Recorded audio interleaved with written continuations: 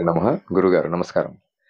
స్వామి ఇప్పుడు మీరు చెప్పినట్టు సాంసారిక జీవితంలో ఉన్నవాళ్ళు ఒకవేళ ముద్ర యేసుకొని, ఒక మంత్రం పొందిన తర్వాత దానికి యేసే ఒక ముద్ర గాని, ఏ ముద్ర వేస్తే మంత్రానికి తొందరగా సిద్ధించాలి? సాంసారిక జీవితంలో ఉన్న మనిషి ముద్ర ఎట్లా అంటే ఆసనం ఎట్లా వేసుకోవాలి? ఏ టైంలో మనము ధ్యానం చేస్తే సిద్ధిస్తుంది అనేది? మీకు ఒక మంచి ఈరోజు ఉపయోగపడే వాక్కు చెప్తాను ఈరోజు. అరటిపళ్ళు ఉన్నాయి కదా! అది కరెక్టే ఉంది గాని నన్ను చూడు. అరటిపళ్ళు ఉన్నాయిగా, అరటిపళ్ళు సహజంగా పండాలంటే కొంత సమయం ఉంది. అంటే కాయ నుంచి పండుగా వచ్చి తీయగా మారాలంటే కొంత పీరియడ్ ఆఫ్ టైమ్ ఉంది. పక్షకాలం ఉంటది. 15 రోజుల సమయం. కానీ 2 డేస్‌కే అయి పండుతున్నాయి. అంటే పండ్లు అయిపోతున్నాయి. వై? The spray power.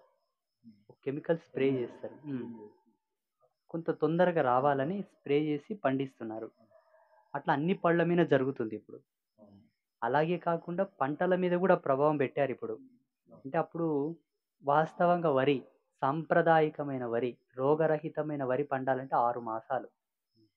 అది కాస్త ఈ పెస్టిసైడ్స్ వచ్చిన తర్వాత 4 నెలలకొచ్చింది. ఇప్పుడు మరీ దారుణం 2 నెలలకయిపోతున్నాయి పంటలు. ఇప్పుడు ఇలా ఎలా అయితే తొందరగా ఎక్కువ అవ్వడానికి ఎలా ఛానల్ చేశారో, ఆ విధంగా ప్రతి మంత్రాన్ని తొందరగా వశం చేసుకోవడానికి మనకు టిప్స్ ఉన్నాయి. ఇప్పుడు అమ్మవారి మూలం నవార్ణ మంత్రం ఉందనుకోండి. నవార్ణ మంత్రం ఎంత గొప్పదో నేను చాలా విషయాల్లో చెప్పాను.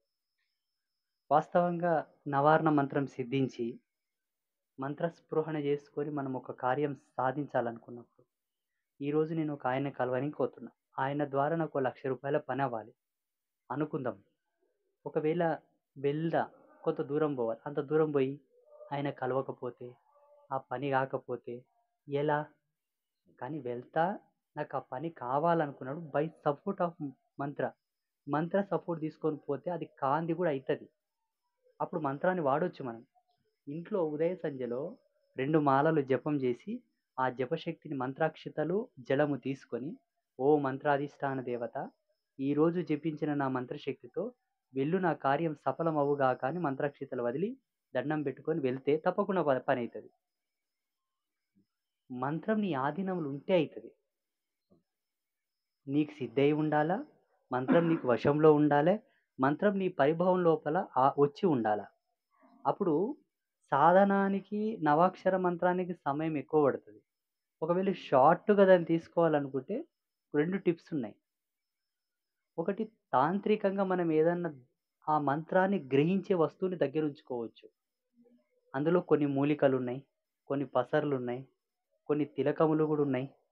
ఇంకా కొన్ని మెటల్స్ గానీ, లేకపోతే కొన్ని ముద్రికలు గానీ, ఇప్పుడు కొన్ని నేను చదివినంత వరకు కొన్ని డాకిని విద్యలు, బేతాళ విద్యలు, భైరవ విద్యలు, ఈ విద్యల్లో గుడ్లగూబ ఈక, కాకి గోరు, ఇంకా కొన్ని పక్షుల యొక్క ఈకలు, గోర్లు, కొన్ని జంతువుల యొక్క వెంట్రుకలు, కొన్ని వేర్లు, వీటిని కొన్ని సమయాల్లో సేకరించి వాటికి కొన్నింటిని కలిపి అవి దగ్గరుంచుకొని 100 మాలల కాడ ఒక మాల చేస్తే ఆటోమేటిక్‌గా ఈ మూలికా ప్రభావం అనేది ఆ శక్తిని తీసుకొని తన యందు నిక్షిప్తం చేసుకుంటది. అప్పుడు సాధకుడు ఎప్పుడు స్మరించుకున్నా పనిచేయడం మొదలుపెడుతదని రాశారు. అందుకే పూర్వకాలంలో మాంత్రికుల చేతిలో మంత్రదండాలుండేవి. అవి పేరుకు మంత్రదండం. దాంట్లో ఏవో నింపి వాళ్ళు ఫిల్ చేసేవారనమాట. ఇట్లా మనం తీసుకోవచ్చు. ఇది మార్గం ఉంది. ఇప్పుడు మీరడిగిన ప్రశ్న. మేం గృహస్థులం. సతీ సయోగంతో ఉన్నవాళ్ళం. మేమే ముద్ర పట్టాలి అన్నారు. సర్వసముద్రిక ముద్రని నేను చాలా సార్లు చెప్పాను. ఈ 4 వేల మధ్యలో గ్యాప్ ఉండకుండా అన్నిట్లో జతగా ఉండాలి. ఈ బొటన వేలుతో ఉంగరపు వేలు మధ్య భాగంలో టచ్ చేయాలి ఇట్లా. దీనివల్ల ఏ సైడ్ ఎఫెక్ట్ లేదు.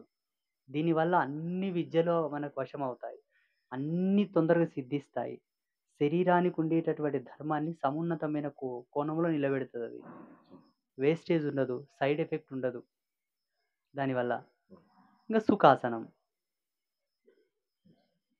సుఖాసనం ఎవరైనా వేసుకోవచ్చు. కుంటోడు వేసుకోవచ్చు, గుడ్డోడు వేసుకోవచ్చు, నడ్డోడు వేసుకోవచ్చు దాన్ని. పద్మాసనం అందరూ వేయలేరు. బీపీ లెవెల్స్ కొంచెం మిస్‌గైడ్‌లో ఉన్నవాళ్ళు, అందులో కొంచెం పల్స్ రేట్ వీక్‌గా ఉన్నవాళ్ళు పద్మాసనం వేస్తే పడిపోతారు. శరీరంలో ఎనర్జీ అంతా ఒక విధమైన మెథడ్‌లో పాస్ అవుతూ ఉంటది కరెంట్‌లాగా. కంట్రోల్ జేయలేరు పద్మాసనాన్ని. లాగేస్తాయి. నరాలను పట్టేస్తాయి. ఎకతెగతి ఈ బొడ్డు కింది భాగం అంతా గూడా లాక్ అయిపోతది. మళ్ళా తీయనీకి రాదిగ.